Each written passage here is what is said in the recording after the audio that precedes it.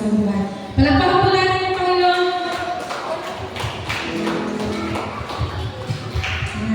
Atin pong gawin ang presensya ng Panginoon sa gabi po na ito. Yaran niyo po basahin ko sa Aklat ng Kawikaan 16 verse 3. Pagkatiwala mo kay Yahweh ang iyong mga gagawin at magtatagumpay ka sa lahat ng iyong mga layunin. Tayo po'y manalangin, pinupuri ka namin Diyos at sinasamba Panginoon sa gabi na ito. Maraming salamat Lord sa katapatan ng iyong mga pangako sa bawat isa. Salamat po sa pagiging Diyos na dakila mo Panginoon sa amin. Salamat pagkat patuloy na pinatutunayan mo ang iyong kahabagan, ang iyong pag-ibig na walang hanggan Panginoon. Ang kagalakan sa iyo lamang po namin nararanasan Panginoon, ang tunay na kasapatan, ang tunay na pakahulugan ng kagalakan. Salamat Lord pagkat sa bawat araw Panginoon, patuloy na binibigyan mo kami ng panibagong kalakasan, panibagong pag-asa Panginoon, buhay na patuloy na magbibigay kaluguran sa inyo Panginoon. Sa gabi po na ito Panginoon, naanyayahan ka po namin o Diyos, patuloy na sumaamin ka nawa Panginoon, maranasan namin ang pagkilos ng iyong banal na Espiritu.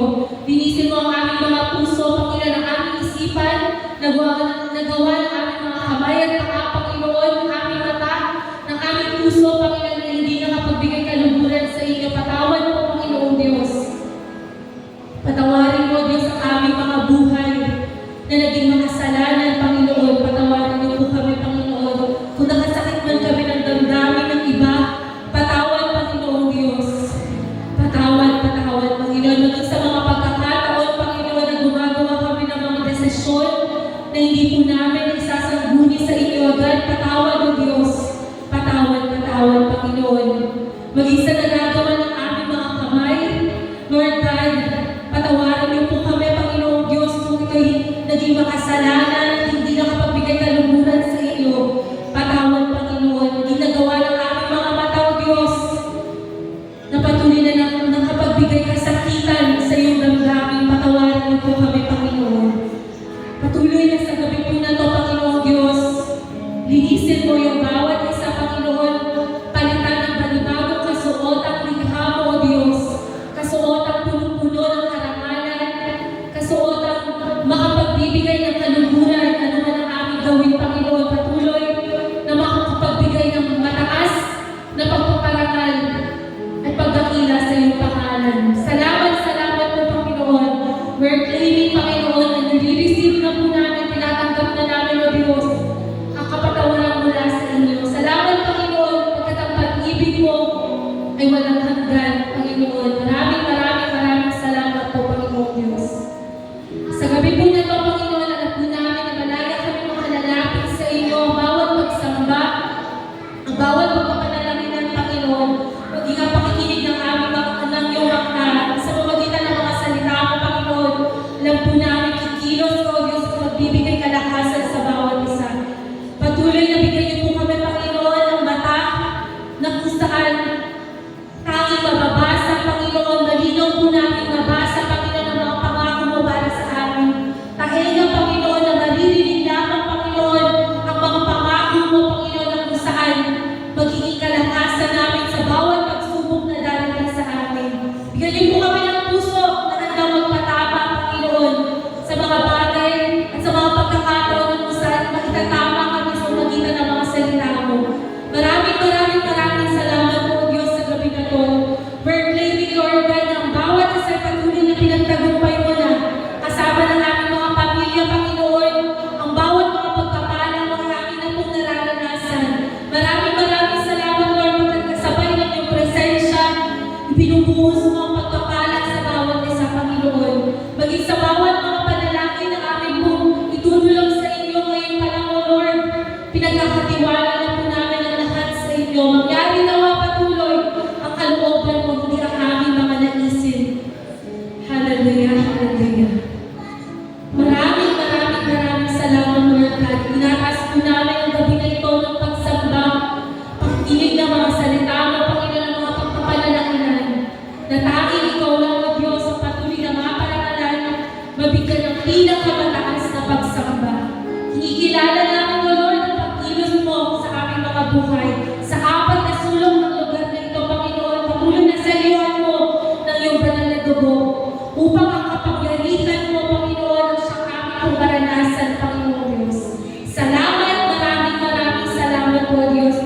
pinamadakila ka, maparangalan ka ang kaitan niya sa gabi mo na to. Sa tanging pangalan mo, aming Panginoong Jesus.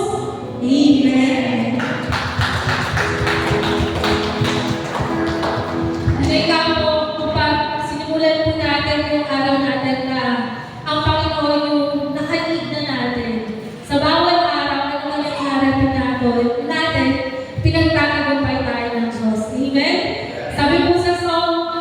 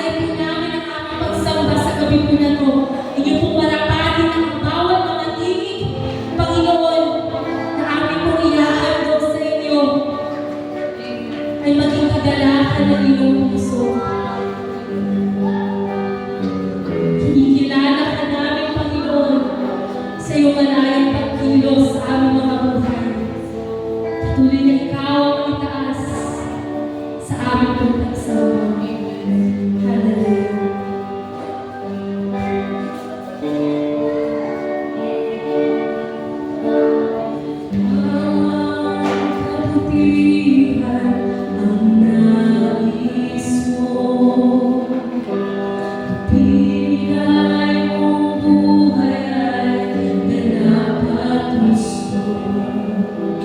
Sa landas ng pagbabago, katuwiran mo ang kalagayan ko.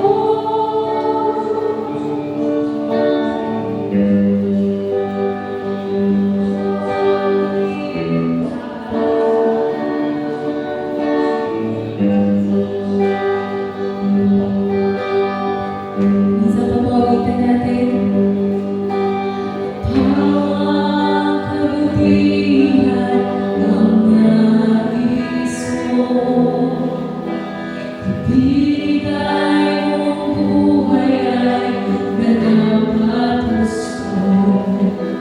Sa landas ng pagbabago, katuwiran mo ang kalagayan ko. Diyos ng kabutihan mo ay magpakailanman. Ikaw ang simula at katapusan. Hindi ka lang mamaliw, katapatan mo'y walang hanggan. Ang kabutihan mo'y magpakailanman.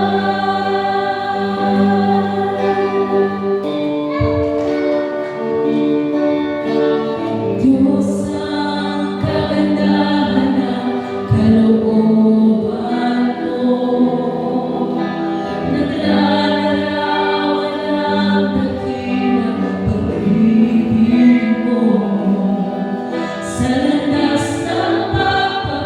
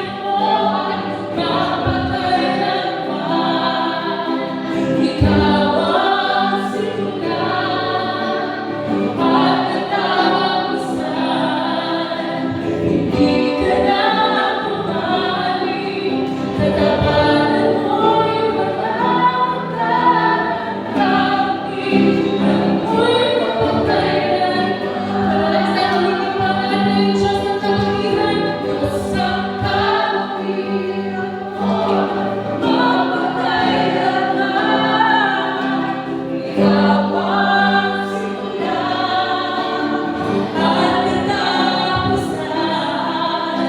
Hindi ka na bumalik, katapatan mo'y walang hanggan. At mo'y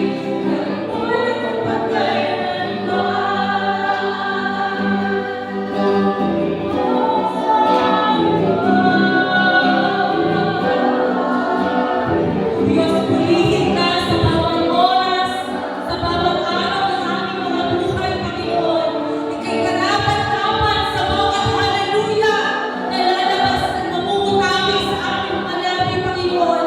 Ika'y karapat-dapat sa pagsambawabas. Purihin ka. Hallelujah. Hallelujah.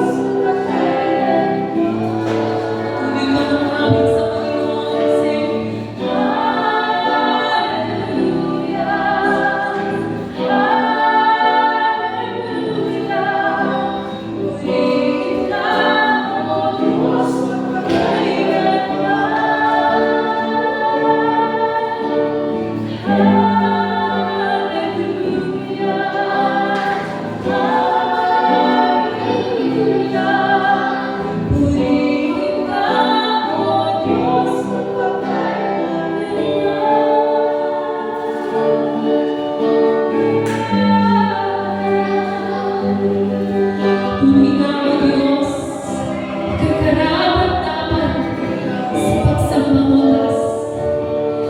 Diyos, purihin ka,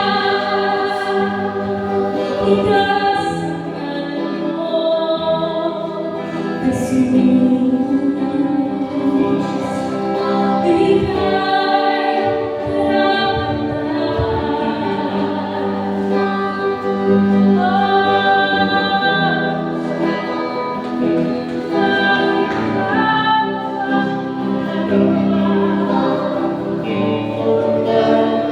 sama-sama po tayo magbigay ng papuri, pasasalamat, pagsamba, pagkamangha sa aming Diyos.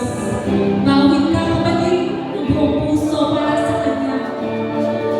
Pinupuri ka, sinasamba, namin ay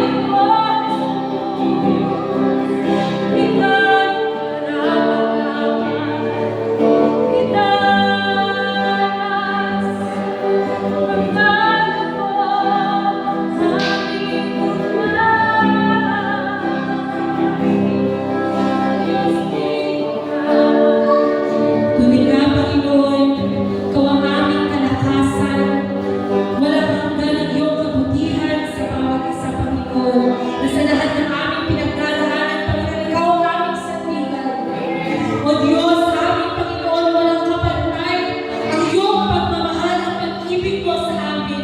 Sa bawat araw, sa bawat oras, patuloy kaming nagbibigay pagsamba, luluhod at pagbibigay ng pagpupuri sa iyong pangalan. Sa aming buhay, Panginoon, Ikaw lamang ang aming Diyos.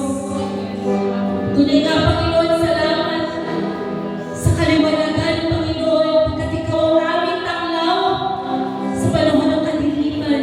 Ikaw ang pag-asa, Panginoon, sa panahon ng kawalan. Ikaw ang karunungan sa panahon, Panginoon, ng kaguluhan, Panginoon, ng aming isipan.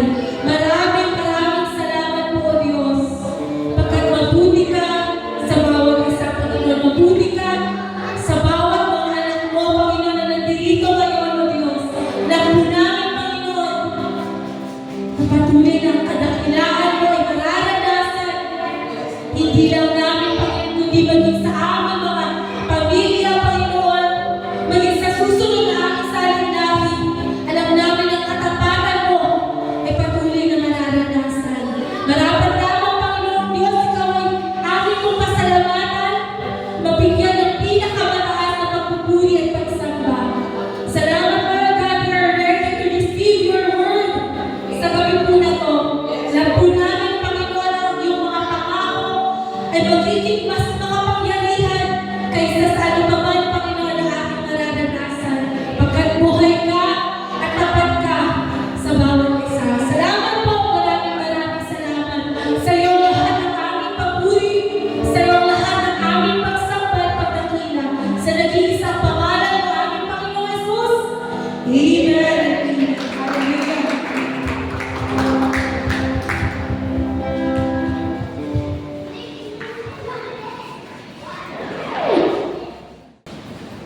Magpagpalang gabi po sa ating lahat. Yes, the Lord is Tayo po ay sinaglit na madalangin para sa pag-isip ng ating Lord. Ama namin Diyos, na makapangyarihan sa lahat. Salamat, Panginoon, na sa kabila ng aming busy day, na aming tiring day, sa iyo kami uuwi, sa iyo kami makakaramdam ng kapayapaan, ng kapahingahan, Panginoon, ng restoration. Salamat, Panginoon, na sa kabila ng aming pagpupuri sa iyong pangalan, napapalmas kami nito. Nawa, Panginoon, ang word ngayong gabi umimo sa aming puso at kasiran at hindi ito matrap lamang sa amin, kundi ma-share namin ito sa aming mga kapatid, sa aming kapawalan. Salamat, Panginoon. Ikaw lamang ang siyang aming marinig sa gabi na ito. Sa iyong papuri, Panginoon, in Jesus' name. Amen. Ayan. Gusto lang po i-share sa inyo yung word ni Pastor Jeffrey Chong na napanood ko sa YouTube. At ito po ay tungkol sa importance of praying together. So, i-differentiate po natin yung individual prayer at yung group prayer. Yan, sabi po doon sa other individual prayer in Matthew 6 verse 6, "But when you pray, go into your room, close the door and pray to your Father who is unseen. Then your Father who sees what is done in secret will reward you." Pero sabi naman po sa group prayer sa Matthew 18 verses 19, "Again, truly I tell you, what if two of you on earth agree about anything they ask for, it will be done for them by my Father in heaven." Ayan, paano po yun? Sabi mo doon sa isang verse, umanap ka ng quiet place, tapos doon ka mag-pray. Pero sabi naman doon sa iba, magtipon-tipon kayo kasi kung anong inas mo in group, ay talagang din ng Panginoon. Ayan, diba? Sabi po doon, prayer is personal. Pero individual prayer doesn't diminish the power of group prayer and vice versa.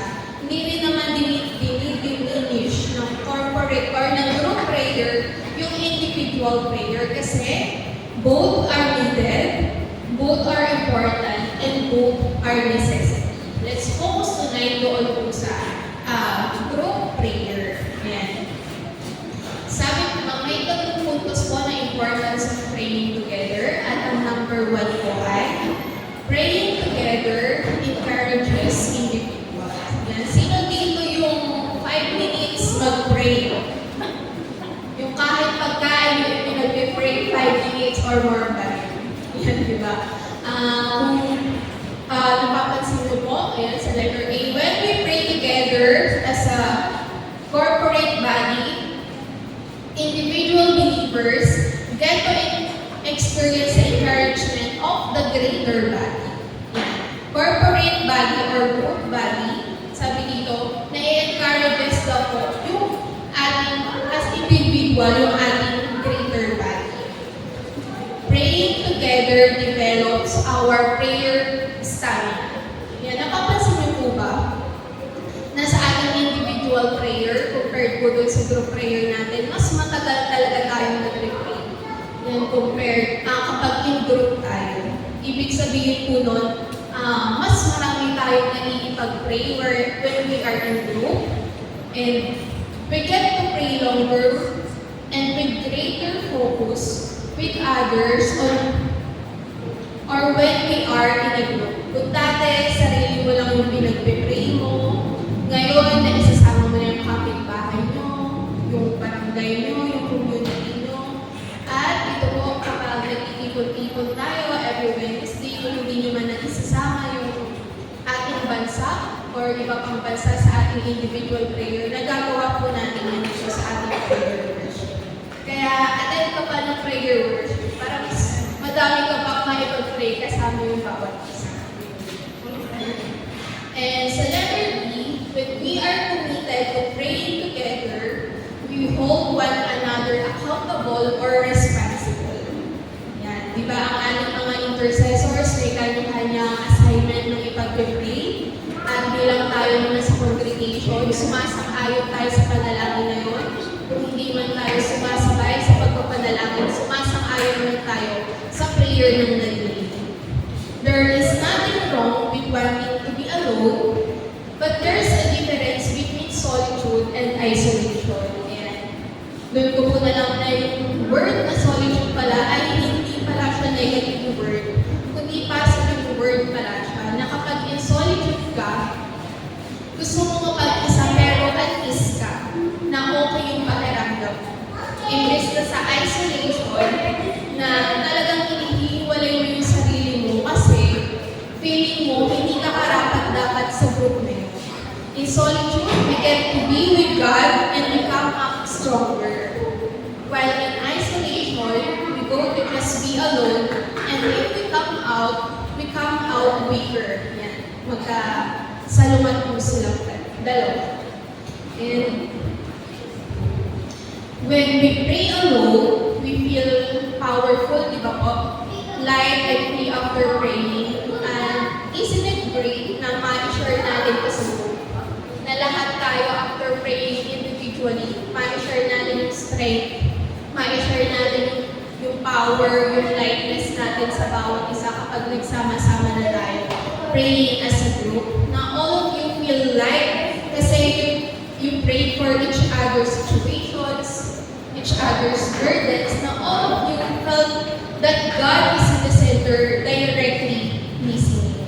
Yan. At ang pangalawang focus naman po, praying together expands our perspectives. Praying together changes the way we see things and it affects the way we pray about things. Yan. Sige po, doon tayo sa verse. Matthew 8 and verse 20 in Tagalog, sapagkat saan nagkakatipo ng dalawa o tatlo sa aking pangalan ay naroon ako sa gitna nila. Hindi naman sinasabi ni Lord na, mag-isa ka dyan muna, dito muna ako. Na kapag nagpe-pray ka mag-isa, wala doon si Lord sa harapan mo. Hindi ito competition ng mag-isa versus madami kayo or in a group. When you pray with a group, hindi lang ikaw ang may discernment. Hindi lang sa'yo binigay yung knowledge and wisdom. It is shared. It was also given to others, and because of that, the prayer that you'll produce is far from being personal, far from being one-sided or biased. Because of that, our decisions also will be in line with God's wisdom. Na gusto niyo po ba yun? Na lahat tayo sa grupo ng pananalangin ay tinataglag yung wisdom and knowledge na bigay ng Panginoon. Na lahat tayo ay may discernment. Diba? Hindi lang natin nasisolo lahat, kundi tinataglag din yun ng bawat isa. At ang pangatlong puntos po, praying together fosters our unity. Ibig sabihin po nito, napapagtibay ng panalangin yung ating pagkakaisa. In Ephesians 4 verse 3, sikapin ninyong mapanatili ang pagkakaisa ng kaloob ng Espiritu sa pamamagitan ng kapayapaang nagbubukod sa inyo. Praying together fosters our unity. Because when we pray together, the Spirit of God fosters our unity as a church. Not only as an individual or not only as just a number of people in a group, but as a church. Diba? There is a greater meaning between the church and just a group. Because in a church, meron tayong kanya-kanyang roles, kanya-kanyang responsibility. At in our church, hindi iyon napapaghiwa-hiwalay, kundi ang goal natin na imbis na magkanya-kanya tayo, may kanya-kanya man tayong duties, may kanya-kanya tayong ministry, pero nag-unite tayo as a church ng Panginoon. The unity in spirit refers to a oneness of identity and the relationship oneness of identity. And this relationship talks about a common goal. And ano po yung common goal natin? Yan ang ating Great Commission. Na makaisa tayo doon sa Great Commission na itinalaga sa atin ng Panginoon bilang kanyang tagasunod at mga maglilingkod. We learn to think more we than me. Natapos na tayo doon sa pagiging makasarili lamang ng pananalangin. Pero nandun na tayo sa we. Diba? When we pray together, we learn to pray for others. We learn to share para tayo naman ang mapag-pray nila. And we learn to pray for the church and for God's will to happen more than our wants. Tapos na tayo doon sa Lord naman. Pero nandoon na tayo sa Lord ng kalooban mo ang samawang maghari sa kabila ng lahat ng panalangin mo. Yan. Bilang pagtatapos ko na verse sa John 17 verse 22-23, sabayan niyo po ako in 22. The glory that you have given me, I have given to them, that they may be one even as we are one. I in them and you in me, that they may become perfectly one, so that the world may know that you sent me, and love them even as you love me. Sige po, pray po tayo ulit. Panginoong Diyos, maraming salamat po sa word mo ito na in praying together, we are encouraged individually na nai-unite kami through praying together. Maraming salamat, Panginoon, that your knowledge and wisdom ay nadidistribute sa group, Panginoon, hindi lamang isa ang nagtatagal nito. Maraming salamat, Panginoon, na nag-united kami na because of your love, nandun ang pagkakaintindihan para sa bawat isa sa amin. Nandoon yung kagustuhan namin na mas marami pang pag-pray, may panalangin, Panginoon, na hindi nagtatapos sa sarili namin, sa sarili lang namin pamilya, sa sarili lang namin kagustuhan. Ngunit, Panginoon, nais na rin namin ipanalangin ang buong bansa, ang buong mundo, Panginoon, at lalo't higit sa lahat ang iyong kaharian na siya rin maghari dito sa lupa. Maraming salamat, Panginoon. All the glory be unto you always. In Jesus' name, amen.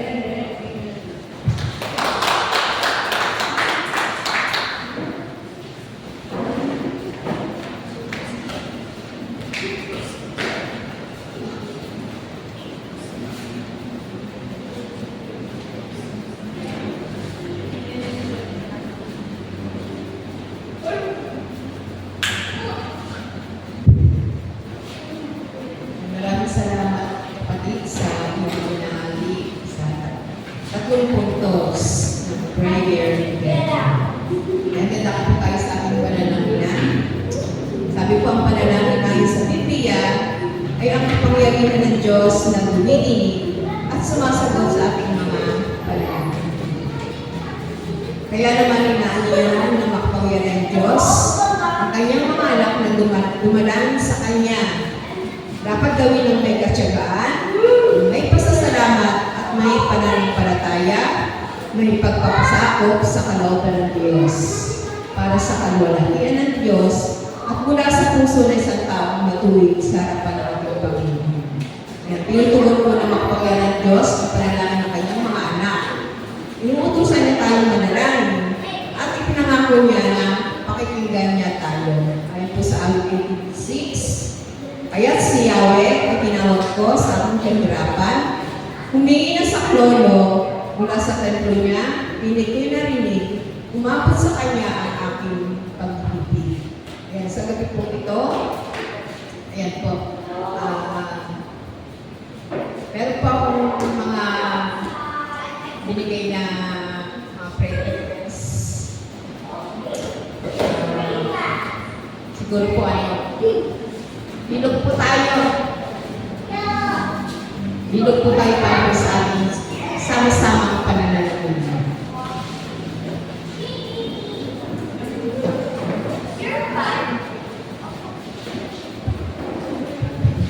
Kapag po tayo ng ating pastor.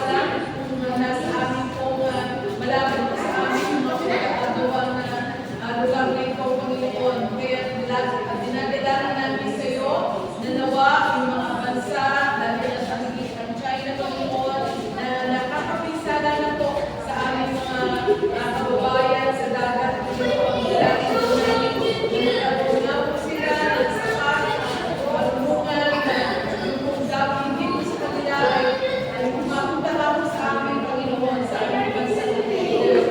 At patuloy ang kanilang pagbigo sa aming mga kasunod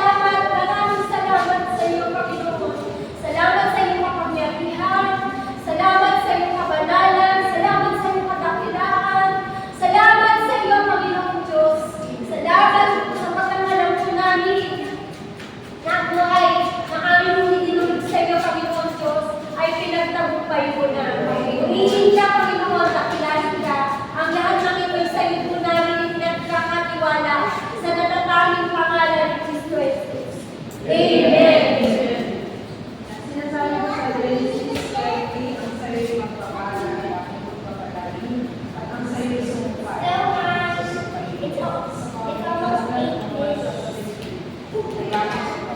Sa mga unahin, yun sa Panginoon ang bansa Israel. Lord, sa pagkirami ko, at mga sa iyo sa pagkakanan, sa bansang Israel,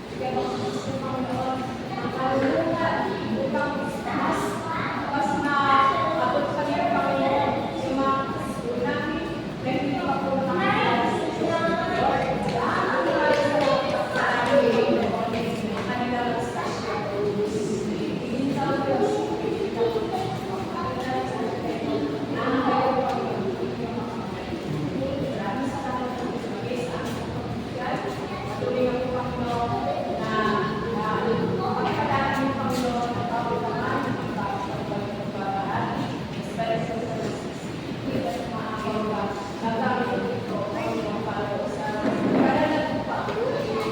Realization. Amen. Tayo ka, malungkot na Panginoon. Ito ang isang dalangin sa matamis ng mga beses. Amen.